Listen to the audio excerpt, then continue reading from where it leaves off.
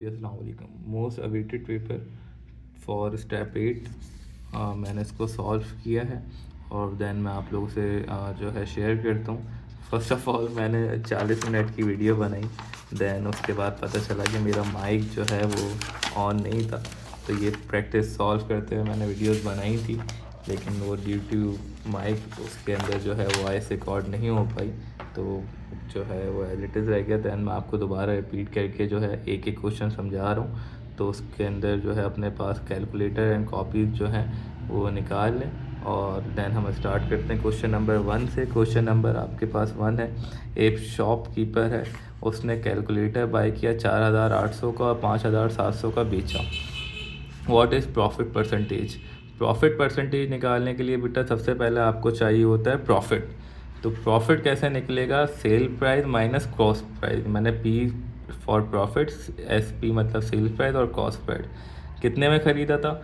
4800 में। कितने में बेचा? 5700 में। सेल प्राइस को माइनस कर दो कॉस्ट प्राइस से, तो आपके पास 900 वैल्यू आएगी। कैलकुलेटर में कैलकुलेट करके कंफर्म करना। परसेंटेज का फॉर्मूला होता है profit upon cost price multiply by 100%। तो आपके पास जो है 900 डिवाइडेड बाय 4800 करवाएंगी और मल्टीप्लाई बाय 100 करवाएंगी, तो आपके पास ये जो वैल्यू बन के आई है, ये आपके पास क्या है? Total profit percentage. होपफुली आपको ये सवाल जो है वो क्लियर हो गया होगा। बड़ा आसान सा सवाल है। देन आप उसके बाद नीचे आ जाइए। Estimate one significant figure. सबसे पहले कुछ नहीं करो, आप क्या करो, 9.45 है ना, 9.45 का मतलब 5 के करीब करीब होगा, तो मैंने 9.5 ले लिया। आप 4-5 भी ले लो तो कोई मसला नहीं है। क्यूब लिखा हुआ है तो क्यूब का मतलब क्या होता है? 3 दफ़ा। आपने इसको 3 दफ़ा लिखा, मल्टीप्लाई करने के बाद ये वैल्यू आ रही है। इसका क्यूब लोगे तो क्या वैल्यू आएगी? 29.3 आएगी। फिर इसका क्यूब लोगे तो क्या आएगी? 4.45 आएगी। इतनी लंबी करने की ज़रूरत नहीं है, सिर्फ एक नंबर का सवाल है। हमेशा याद रखो, नंबर्स को भी देखते रहो। एक नंबर का सवाल है ना, इतना सॉल्व करने की ज़रूरत नहीं है। डायरेक्ट 9.45 का क्यूब लेके इसका रूट निकालो, जो आंसर आएगा वो 29.3 होगा। इसका भी डायरेक्ट रूट निकालो, 4.45 होगा। ये दोनों आपस में क्या हो रहे हैं? ऐसा कि दोनों आपस में मल्टीप्लाई हो रहे हैं, तो इन दोनों को मल्टीप्लाई कर दो और आपके पास 130 आंसर आएगा। अप्रॉक्सीमेट 100 लिखना चाहो लिखो, वरना 130 भी सूटेबल है। क्लियर हो गई बात? आ जाओ सीम के अंदर। एक नंबर का ये नहीं, एक या दो नंबर का सवाल है, तो इसके अंदर भी क्या करो, फ्रैक्शन के अंदर वैल्यू चाहिए।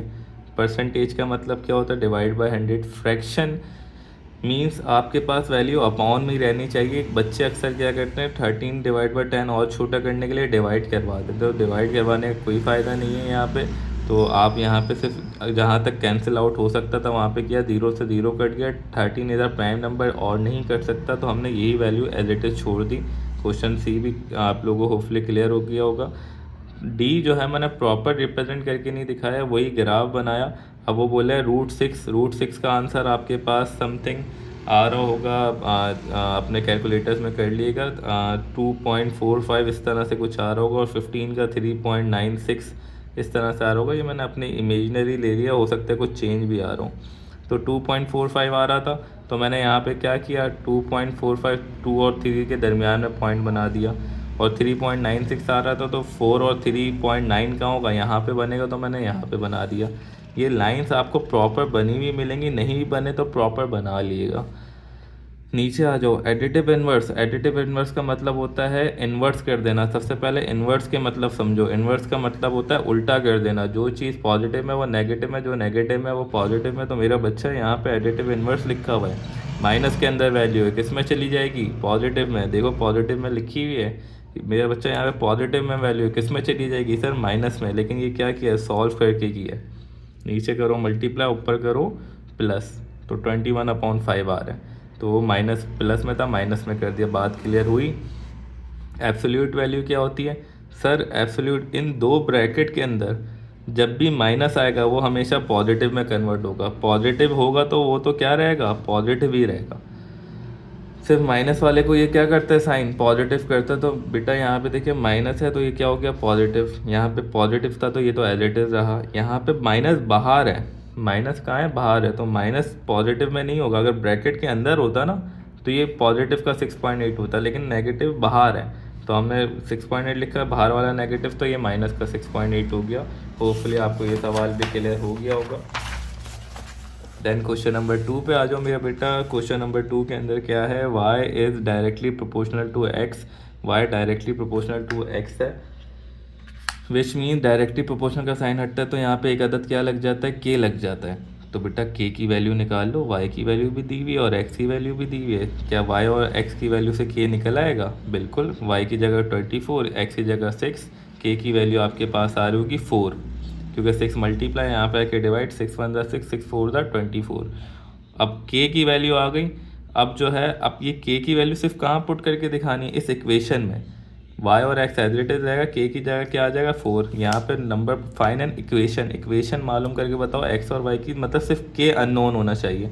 तो k तो हमने मालूम कर लिया, अब जस्ट k की जगह 4 लिख दिया, आपके पास आंसर आ गया। सेम एज इट इज सवाल है, बस इन्वर्सली दिया हुआ है। तो ये मैंने इसलिए नहीं करवाया क्योंकि सिर्फ सेम एज इट इज सवाल है, इन्वर्सली दिया हुआ है। इसमें से भी k की वैल्यू निकालोगे, वापस इसी इक्वेशन में k की जगह पुट कर दोगे, आंसर आ जाएगा। क्लियर हो गई बात? इधर आ जाओ। 4 सिग्निफिकेंट फिगर, मतलब सिर्फ 4 नंबर लेंगे। क्या लेंगे? 4 नंबर लेंगे। 5वें नंबर को देखेंगे, 4 है। अगर 0.5 होता या 0.5 से बड़ी वैल्यू होती तो ये 66 हो जाता, लेकिन नहीं है तो ये 8765 ही रहेगा। 3 सिग्निफिकेंट फिगर, मतलब 3 सिग्निफिकेंट फिगर्स को देखेंगे। 145 है, आगे क्या है 2 लिखा हुआ है। क्या लिखा हुआ है? 2। तो 20 0 से ज़्यादा करीब है या फिर 100 से ज़्यादा करीब है? तो आप बोलोगे सर 0 से ज़्यादा करीब है, तो ये देखो ये 2 किस में तब्दील हो गया है, 0 0 में। फिर इधर आ जाओ, 2 सिग्निफिकेंट फिगर नंबर्स वाले को देखते हैं। 49 है, 49 50 से ज़्यादा करीब है या फिर 40 से ज़्यादा करीब है? सर 50 से ज़्यादा करीब है। तो मैंने यहाँ पे देखो 49 की जगह क्या लिख दिया, 50। तो इसको हमें कन्वर्ट करना होता है सिग्निफिकेंट फिगर्स के अंदर। नीचे आ जाओ, एक्सप्रेस द साइंटिफिक नोटेशंस। मैंने आपको क्या बताया था क्लास में, पॉइंट आखिर में होता है। 1 कदम चला, 2 कदम चला, 3 कदम चला। कितने कदम चले? 3। पॉइंट कहाँ गया सर? यहाँ पे आ गया। कितने कदम चले थे? 3। एक्सपोनेंट में क्या लिख दिया? 3। बेटा 1 कदम चला, 2 कदम चला, पॉइंट कहाँ गया? 9 के पास। कितने कदम चले सर? 2। तो 2 देखो मैंने एक्सपोनेंट पे लगा दिया। तो ये आपका जो है क्वेश्चन नंबर 3 भी सॉल्व हो गया।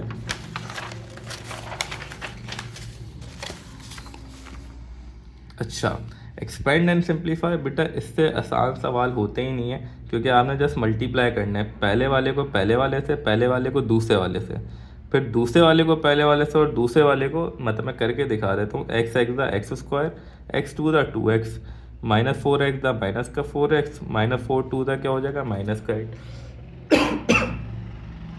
प्लस 2 माइनस 4 क्या होता है सर? माइनस का 2x होता है। ऐसा ही है। तो ये 3 मल्टीप्लाई हो रहा है बाहर, 3 को बाहर ही रखना। अभी 3 बाहर था ना, पहले इन दोनों को, ब्रैकेट्स वालों को पहले सॉल्व करते हैं, देन कुछ नंबर बाहर होता है तो उसको प्लस माइनस या मल्टीप्लाई करते हैं। तो 3 अब सॉल्व हो गया, 3 बाहर है, 3 को अंदर लिया हो, 3x square, 3 2 the 6, 3 3 8 the 24।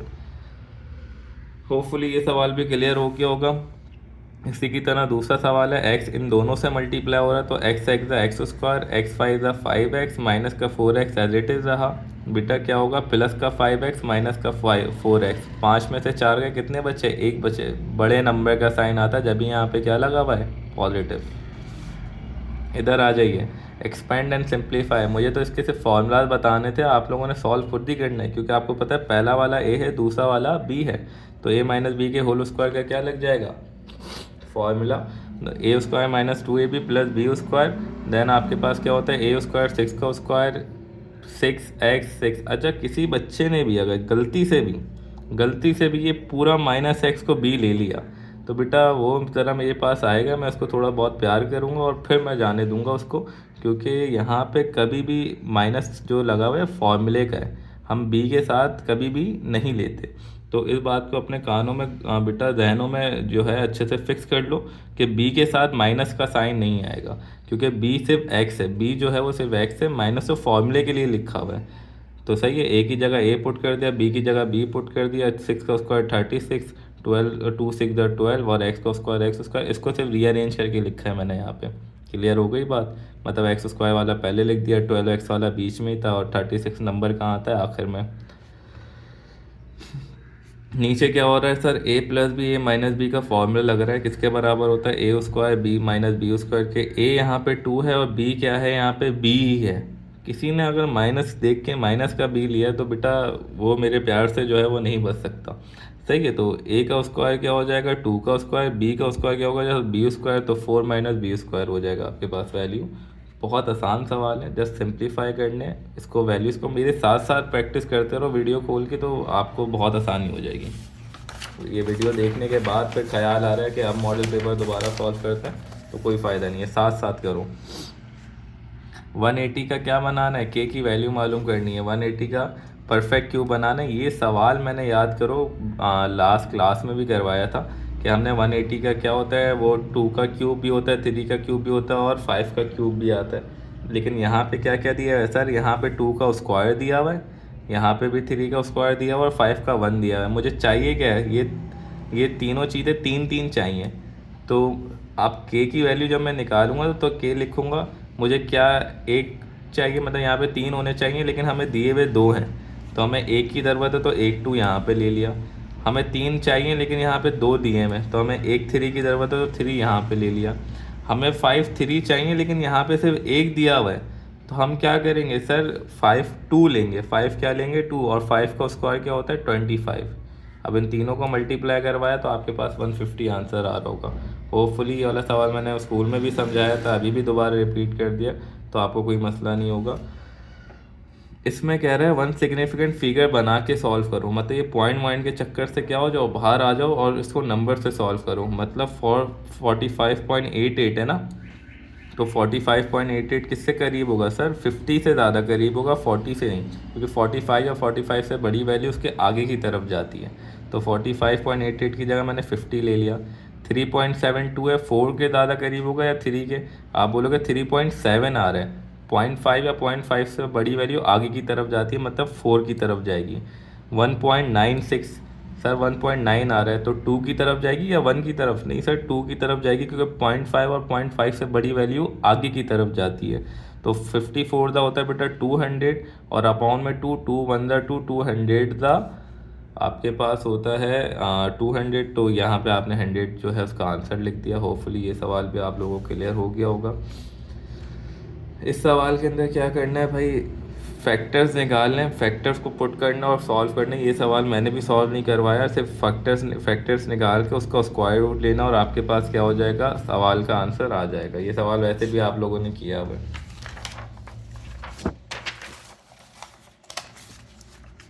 Amina ने इन्वेस्ट किए 40,000, 9% क्या ले रही है बेटा इंटरेस्ट, 40,000 रुपये लगाए और 9% इंटरेस्ट लिए पर एनम। पर एनम का मतलब होता है एक साल के अंदर।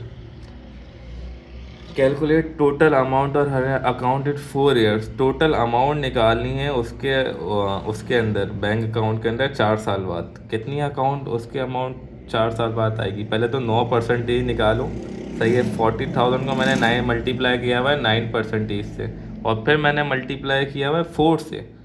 सर ये 4 से क्यों मल्टीप्लाई किया, क्योंकि 4 साल की बात हो रही है इस वजह से। तो 4 साल में जो उसके पास इंटरेस्ट आ रहा है ना, वो क्या आ रहा है 14,400 आ रहा है। अब इस इंटरेस्ट को किससे प्लस कर दो, 40,000 से प्लस कर दो 14,400, तो 40,000 प्लस 14,400 आपके पास जो वैल्यू बन के आएगी वो 54,400 बन के आएगी। 4 साल पहले उसके अकाउंट में 40,000 थे, 4 साल बाद उसके अकाउंट में कितने हो गए 54,400 रुपीज़ हो गए। होपफुली आपको ये बात समझ में आ गई होगी। मैंने इंटरेस्ट निकाला, उस इंटरेस्ट को उसके अकाउंट में ऐड कर दिया, मेरे पास वैल्यू आ गई। दूसरे में कंपाउंड वो है, कंपाउंड इंटरेस्ट है, तो कंपाउंड इंटरेस्ट का सिर्फ फार्मूला लगाना, तमाम चीज़ें आपको ऊपर गिवन है, कंपाउंड इंटरेस्ट का फार्मूला लगेगा और जो है आपके पास आंसर आ जाएगा। इसके बाद फ़ौरन बी पे आ जाओ।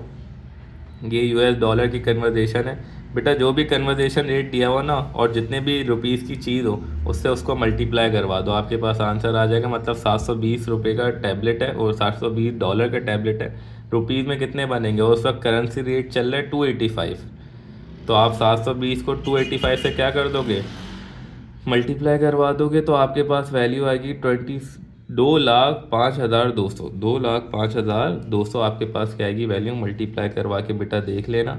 अब नीचे देखो क्या लिखा हुआ है, अब करेंसी रेट क्या हो गया, बढ़ गया, 290 हो गया। अब उसको जो वो टैबलेट है वो चीपर पड़ेगा या फिर एक्सपेंसिव पड़ेगा? लाजमी सी बात है, पहले करेंसी रेट 285 था, कम था, तो ये तो उसको थोड़ा कम पड़ रहा था, लेकिन अब क्या हो गया, 290 हो गया, तो वैल्यू क्या हो जाएगी, और बढ़ जाएगी, उसको पैसे और ज़्यादा देने पड़ेंगे। तो पहले तो 290 वाला निकाल लिया, 290 में उसको 2,88,000 का वो 8,800 का पड़ रहा था, और 285 में 2,52,000 का 5,200 का पड़ रहा था। तो आप बोलोगे सर ये तो महंगा पड़ रहा है, 290 रेट पे तो ये क्या पड़ रहा है, महंगा पड़ रहा है। तो आप यहाँ पे बता दोगे $1 290 PKR जो था वो टैबलेट, उसमें क्या पड़ रहा है, मोर एक्सपेंसिव पड़ रहा है। मतलब ये वाली जो वैल्यू निकाली वो ज़्यादा आ रही है ना 290 से, तो ये क्या हो गई, एक्सपेंसिव हो गई। y is directly proportional to x, y और x की वैल्यू दी हुई है और k की वैल्यू निकालने को दे रहा है जब x 10 है। y डायरेक्टली प्रोपोर्शनल है x के, भाई k की वैल्यू आ गई, डायरेक्टली प्रोपोर्शनल का साइन हटता है, k की वैल्यू लगती है, y की वैल्यू 18 दी हुई है, x की वैल्यू 6 दी है, 6 मल्टीप्लाई यहाँ पे आके डिवाइड, 6 के टेबल में 18 3 टाइम्स आता है, 6 1 6 6 3 18, k की वैल्यू बेटा किसके बराबर हो गई, k की वैल्यू हो गई 3 के बराबर।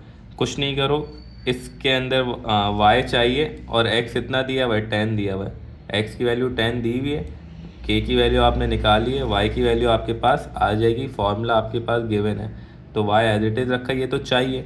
k की वैल्यू कितनी आई है सर, k की वैल्यू 3 आई है, और x की वैल्यू 10 है, तो x की वैल्यू 10 पुट कर दी, 3 10 का क्या होता है 30, यही आपका क्या है y का आंसर। होपफुली ये क्लियर हो गई होगी, बड़ा आसान सा है ये, पहले भी अभी जो है सेक्शन ए के अंदर भी ये सवाल आ चुका है। Given that y inversely proportional, inversely proportional का मतलब क्या, अपॉन के अंदर मैंने इन्वर्सली हटाया, क्या लगा दिया, k लगा दिया।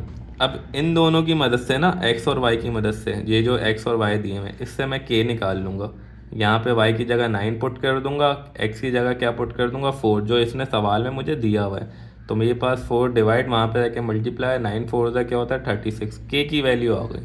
अब k की वैल्यू इन तीनों के लिए एप्लीकेबल है, और मुझे मालूम क्या करनी है, वैल्यू ऑफ b की वैल्यू निकालो। b कहाँ है सर, b तो यहाँ पे है, b तो y के अंदर है, y को ये क्या कह रहे हैं b, x को ये क्या कह रहे हैं -2, तो मैंने लिख दिया y को ये कह रहे हैं भाई क्या b, और x को कह रहे हैं ये -2।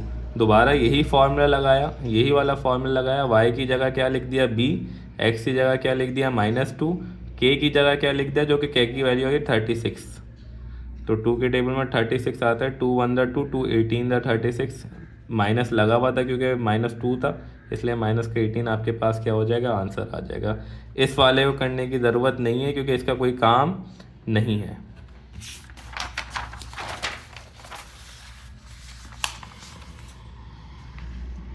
अच्छा, इस वाले सवाल पे आ जाओ, दो नंबर हैं आपस में सम होते हैं तो 240 बनाते हैं, डिफरेंस करते हैं तो क्या बनाते हैं 44, मतलब x प्लस वाई बराबर होगा 240 के, क्योंकि सम हो रहा है। यहाँ पे डिफरेंस का मतलब होता है माइनस, x माइनस वाई बराबर होगा 44 के।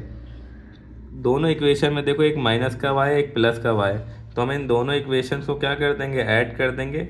जब मैंने ऐड किया तो x plus y 240, x minus y 44, तो प्लस वाई से माइनस का y क्या हो गया, कैंसिल, और x प्लस एक्स कितना हो जाएगा 2x हो जाएगा, और 240 प्लस 44 क्या हो जाएगा 284 हो जाएगा। तो यहाँ पे x मल्टीप्लाई हो रहा है, वहाँ पे जाके क्या हो जाएगा सर, वहाँ पे जाके क्या हो जाएगा, डिवाइड हो जाएगा, वहाँ पे जाके क्या हो जाएगा डिवाइड, यहाँ पे आके क्या हो गया डिवाइड हो गया। तो 2 को जब 284 से डिवाइड करवाया तो 142 आ रहा है। x की वैल्यू आ गई, दोनों इक्वेशन को ऐड करवा के x की वैल्यू निकाल ली हमने। अब इस x को इस वाली इक्वेशन में पुट करवाना चाहो या इस वाली इक्वेशन में पुट करवाना चाहो, दोनों में करवा के y की वैल्यू निकाल सकते हो। मैंने पहली इक्वेशन ले ली, x plus y is equal to 240, x की वैल्यू कितनी है ये 142, मैंने 142 पुट कर दिया। 240 पहले से मौजूद है, y मुझे चाहिए, प्लस का 142 वहाँ पे जाके माइनस का 142 हो गया। 240 माइनस 142 किसके बराबर होता है, 98 के बराबर होता है। तो होपफुली ये सवाल भी आपको क्लियर हो गया होगा। इसके नीचे वाले सवाल में आ जाओ, आपसे वो कह रहा है 4 सीडियाँ और 1 DVD $29 की है, 2 सीडियाँ 3 DVD $41 की हैं। तो अब मुझे सीडीज़ के प्राइस भी चाहिए और DVDs के भी। इसके अंदर भी मैंने क्या करना है, दो इक्वेशन को सेम करना है, एक को काट देना है, उससे एक दूसरे की वैल्यू निकाल देनी है। मतलब यहाँ पे सर 4c है, यहाँ पे 2c है, तो मैंने इसको मल्टीप्लाई बाय 2 दे दिया, तो ये भी 4c, 2 3 दा 6, और इससे भी मल्टीप्लाई होगा 2, तो 41 2 दा क्या हो जाएगा 82। मैंने ये क्यों किया सर, इसको दूसरी इक्वेशन को 2 से मल्टीप्लाई क्यों करवाया, ताकि ये दोनों सेम बन जाए। ये दोनों सेम बन जाएंगे तो c कट जाएगा और सिर्फ d बचेगा, और d की मेरे पास आखिर में क्या आ जाएगी, वैल्यू आ जाएगी। तो मैंने इसलिए सेम मल्टीप्लाई करके इन दोनों को सेम कर दिया। अब कंपेयर किया है, कंपेयर में क्या होता है, साइन चेंज हो जाते हैं। तो 4c से 4c क्या हो गया, कट गया। 1 माइनस 6 बराबर होता है -5d के। 29 माइनस 82 बराबर होता है 58 से। माइनस से माइनस भी कैंसिल, 5 मल्टीप्लाई यहाँ पे आके डिवाइड, तो कुछ 11.6 जो है वो आपके पास क्या बन रहा होगा, डी का आंसर होगा। ये आंसर सही भी ना हो, क्योंकि मैंने थोड़ा सा कैलकुलेशंस में, मेरे पास कैलकुलेटर नहीं था, मैंने अपने पास से कैलकुलेशंस किए हैं, तो मसला नहीं है अगर आपका कोई चेंज आ रहा हो। तो डी आपको बस पैटर्न समझना है कि डी आपने ऐसे निकाल लिया। अब ये डी जहाँ पे आ चुका है, अब किसी भी इक्वेशन में, इस इक्वेशन में पुट करवा दो ये डी, या इस इक्वेशन में पुट करवा दो, जहाँ पे भी डी की वैल्यू पुट करवाओगे सी की वैल्यू खुद ब खुद क्या हो जाएगी, आ जाएगी। माइनस का वहाँ पे आके प्लस, मल्टीप्लाई वहाँ पे आके डिवाइड, सी की वैल्यू भी क्या हो जाएगी, आ जाएगी। जैसे इस सवाल में किया था ना, एक्स की वैल्यू निकाली थी, किसी भी इक्वेशन में पुट करी, वाई की वैल्यू भी आ गई। सेम इसके अंदर भी यही करना है। तो होपफुली ये सवाल भी क्या हो गया होगा, आप लोगों को क्लियर हो गया होगा। सेम यही सवाल उसकी तरह था, तो इसकी तरह क्वेश्चन नंबर 5 पे आ जाओ। क्वेश्चन नंबर 5 बहुत ज़्यादा आसान सवाल है। क्वेश्चन नंबर 5 में कुछ नहीं कर रहे हैं। क्वेश्चन नंबर 5 में क्या कर रहे हैं, मल्टीप्लाई कर रहे हैं। एक्स एक्स दा क्या हो गया, एक्स स्क्वायर, एक्स फोर दा क्या हो गया 4x, 2x दा क्या हो गया 2x, 2 4 दा क्या हो गया 8। क्लियर हुई बात। 3 इससे मल्टीप्लाई, 3x दा क्या हो जाएगा 3x, माइनस लगा हुआ है, क्या लगा है माइनस, और माइनस 3 4 दा क्या होता है माइनस का 12। आपके पास ये पूरी वैल्यू बन गई। आपने एक्स स्क्वायर वाला पहले लिखा, एक्स वालों को क्या कर दिया, अरेंज कर लिया, और नंबर वालों को अरेंज कर लिया। 4 + 2 6, 6 में से 3 गए, 3 बचे। 8 माइनस 12 -4 के बराबर होता है। यही आपका क्या है, आंसर है। सेम इस एक सवाल में भी आपस में मल्टीप्लाई हो रहा है, इसलिए आप ये सवाल खुद ही करेंगे। नीचे आ जाएं। नीचे क्या है, फुली फैक्टराइज द फ्लोइंग। ये याद करो, फैक्टर वाला जो मैंने 4 बॉक्सेस बना के दिखाए थे, क्या था, एक्स वाला एक्स से करेंगे तो एक्स स्क्वायर, यहाँ पे 4 बॉक्स बनाओ, इस तरह से स्क्वायर बॉक्स बनाओ, यहाँ पे एक्स एक्स लिख दो, और यहाँ पे 4 10 द 40 ये लिख दो। एक्स एक्स का क्या होता है एक्स स्क्वायर, फिर एक्स 10 का क्या होता है 10x, फिर 4x का क्या होता है 4x, और 4 10 का क्या होता है 40। तो इस इक्वेशन को हमने क्या कर दिया, तोड़ दिया इस वाली इक्वेशन में, x square plus 10x plus 4x plus 40। सही है। मिडिल टर्म से करना चाहो उससे भी कर सकते हो, ये मेथड भी ज़्यादा आसान है। x क्या हो जाएगा, कॉमन आ जाएगा, अंदर क्या बचेगा x प्लस 10, यहाँ से 4 कॉमन आ जाएगा, तो अंदर क्या बचेगा x प्लस 10, तो x प्लस 10 यहाँ से आ गया, और x प्लस 4 यहाँ से आ गया। यही आपका क्या है, आंसर है। इधर आ जाओ, यहाँ पे मैं सिर्फ हिंट दे रहा हूँ। ए स्क्वायर माइनस बी स्क्वायर का क्या लगेगा, फॉर्मूला लगेगा। 64 का भी पहले किसका स्क्वायर 64 होता है वो लिखना, और किसका स्क्वायर 36 होता है वो लिखना, और फिर ए स्क्वायर माइनस बी स्क्वायर का फॉर्मूला लगा के ए प्लस बी और ए माइनस बी करना, आपके पास वैल्यू आ जाएगी। बस इतना ही करना है इस सवाल में।